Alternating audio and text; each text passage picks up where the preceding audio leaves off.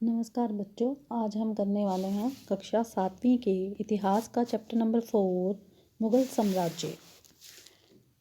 इस चैप्टर को करने से पहले हमें ये पता होना चाहिए कि मुग़ल कौन थे और वो कहाँ से आए थे और ये मुग़ल कैसे मुग़ल कहलाए।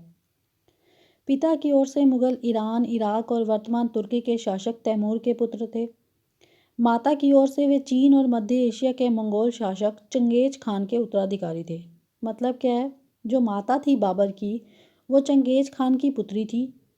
चंगेज खान की मृत्यु 1227 ईस्वी में होती है और पिता की ओर से वे ईरान, इराक़ और वर्तमान तुर्की के शासक तैमूर के वंशज थे और तैमूर की जो मृत्यु है वो 1404 ईस्वी में होती है। पिता की तरफ से तैमूर के वंशज और माता की तरफ से चंगेज खान के वंशज थे बाबर। इस प्रकार मुग़ल दो महान शासक वंशों के वंशज थे। लेकिन जो मुग़ल थे वो अपने आप को मंगोल या मुग़ल कहलाना पसंद नहीं करते थे। क्यों नहीं करते थे? क्योंकि जो चंगेज खान था, जो उनकी माता के तरफ से जो वंशज थे, उसने सैकड़ों नरसंहार किए थे। सैकड़ों नरसंहार मतलब जहाँ भी वो जाता था वहाँ पर खून की नदियाँ बह जाती थी या लाशों के ढेर लग जाते थे। तो इसलिए वो मुग़ल जो थे वो मंगोल या मुग़ल कहलाना अपने आप को पसंद नहीं करते थे। लेकिन तैमूर के वंशज होने पर उनको गर्व होता था, क्योंकि तैमूर ने 1398 में दिल्ली पर कब्जा कर लिया था। उसने फ़िरोज़ शाह तुगलक के जो उत्तराधिकारी था नासुद्दीन मोहम्मद, उसको हरा दिया था और दिल्ली को जीत लिया था।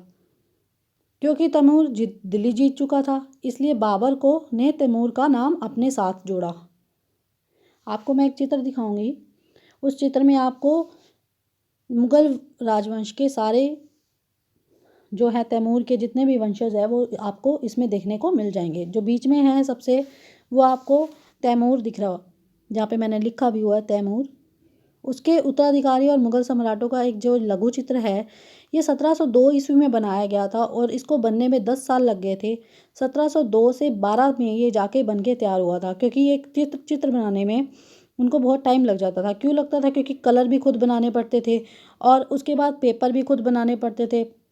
हाँ, और उनको पेंसिल भी नहीं होती थी कि आजकल सब कुछ बना बनाया मिलता है तो हम फटाफट ड्रॉ कर लेते हैं, लेकिन उनको करने में टाइम लगता था। इस चित्र को बनने में 1702 में स्टार्ट हुआ था और 1712 में बनेगा। सबसे बीच में जो है वो आपको तैमूर दिख रहे हैं और उसकी दाहिने ओर आपको दिखेगा मीरन शाह। मीरन शाह कौन था? बाबर का लक्कड़ दादा। बाबर का लक्कड़ दादा उसके दाहिनी ओर बैठा है सबसे पहली जगह पे। उसके बाद जो बैठा है अबू सैद, जो बाबर का दादा है, वो उसके किस तरह बैठा है? वो दाहिनी तरफ बैठा है, तो वो बाई ओर बैठा है। और उसके बाद जो बैठे हैं सुल्तान मोहम्मद मिर्ज़ा, जो बाबर के परदादा हैं, और उमर शेख बाबर के पिता हैं। तैमूर के दाहिनी और तीसरे जो बैठे हैं, तीसरे, चौथे और पांचवें व्यक्ति जो हैं वो मुग़ल सम्राट बाबर हैं, अकबर है और शाहजहाँ हैं। और उनकी दाई और उसी क्रम में हुमायूं, जहांगीर और औरंगजेब बैठे हैं।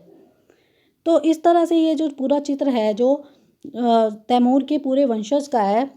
उसके बाद था मुग़ल सैन्य अभियान। मुग़ल सैन्य अभियान आपको पता है, सबसे पहले जो हमारा जिसने दिल्ली पर आक्रमण किया था वो था कौन था? बाबर था। तो बाबर प्रथम मुग़ल शासक थे। मोहम्मद मिर्ज़ा बाबर के परदादा, ये तो आपको पता ही है।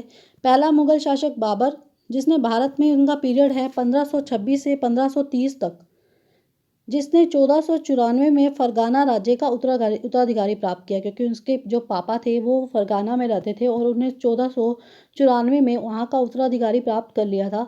लेकिन फरगाना में अफ़गानिस्तान का हमेशा हमला होता रहता था और जब वो बने थे, फरगाना में उत्तराधिकारी बने थे, तो वो 12 साल के थे। और फरगाना कहाँ पर है? आज अफ़गानिस्तान में है। तो वहाँ पर क्या है, मंगोलों की एक और दूसरी शाखा थी। मतलब और भी मंगोल, जैसे कि और भी अग्रवाल होते हैं और भी बहुत सारे कास्ट के लोग होते हैं, वैसे ही मंगोलों की जो दूसरी शाखा थी अजबेग।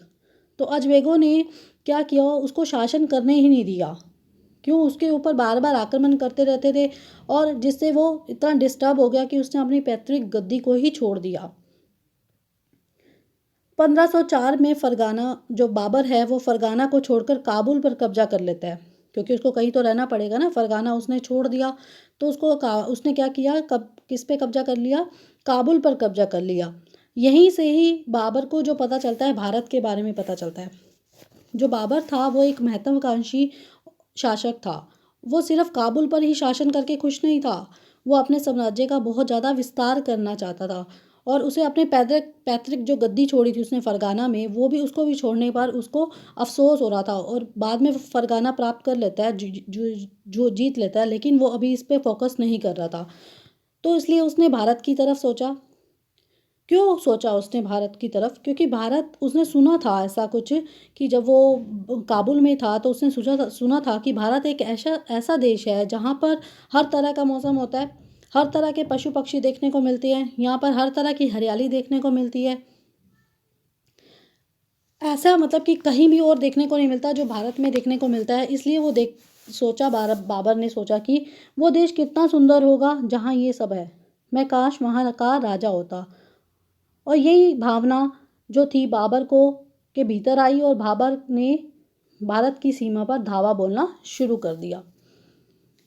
बाबर का पीरियड है भारत में 1526 से 1530 का।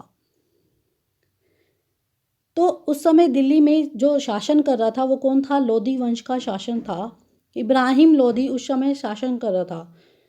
इब्राहिम लोधी का एक चाचा था दौलत राम लोधी, जो कि पंजाब का गवर्नर था। वो उससे बहुत मतलब जेलस फील करता था, उससे बहुत चिढ़ता था। दौलत राम लोधी से वो बहुत ज़्यादा जलता था। जिससे क्या हुआ, उन्होंने 1526 में इब्राहिम लोधी को हरा दिया। उसने उससे तो उसने किसकी मदद ली? उसका जो चाचा था, जो बाबर का जो सॉरी बाबर का नहीं, इब्राहिम लोधी का जो चाचा था वो दौलत राम लोधी, वो जो पंजाब का गवर्नर था, वो क्या करता था, उसने ही बाबर को इनवाइट किया था कि दिल्ली पर आक्रमण करे, क्योंकि वो भी दिल्ली चाहता था लेकिन उसको दिल्ली मिली नहीं थी। पर कुछ इतिहासकार लिखते हैं ऐसा कि बाबर को उसी ने इनवाइट किया था भारत में आने के लिए और दिल्ली पर आक्रमण करने के लिए। तो 1526 में पानीपत के मैदान में इब्राहिम लोधी एवं उसके अफगान समर्थकों को हराया। 1526 में पानीपत में सुल्तान इब्राहिम लोधी को हराया गया। ये पानीपत की पहली लड़ाई थी। उस वक्त आपने सुना है कि पानीपत में 3 लड़ाई हुई थी, तो ये पहली लड़ाई थी बाबर और इब्राहिम लोधी की पानीपत में। इब्राहिम लोधी को हराकर बाबर ने दिल्ली और आगरा को अपने कब्जे में ले लिया और बाबर ने आगरा में रहकर शासन किया। और 1527 में खानवा में राणा सांगा राजपूत राजाओं और उनके समर्थकों को हराया। 1526 में उसने इब्राहिम लोधी को हराया। जब इब्राहिम लोधी और बाबर का युद्ध हो रहा था उस वक्त भी राणा सांगा था, लेकिन उसने उस टाइम कोई भी मदद नहीं की।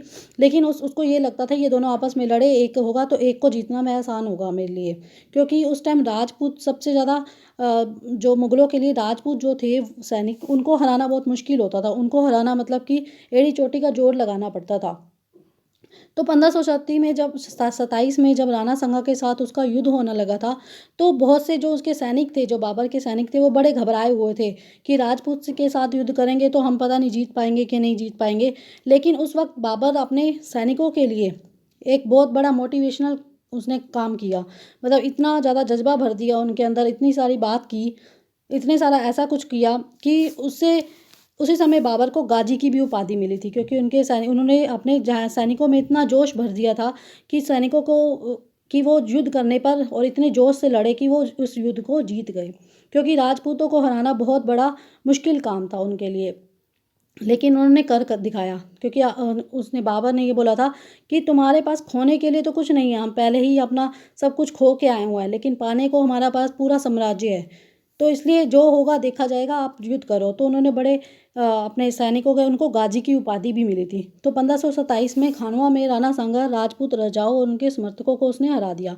और 1528 में उसने चंदेरी में राजपूतों को हराया और अपनी मृत्यु से पहले दिल्ली और आगरा के मुगल नियंत्रण उसने स्थापित कर लिया था।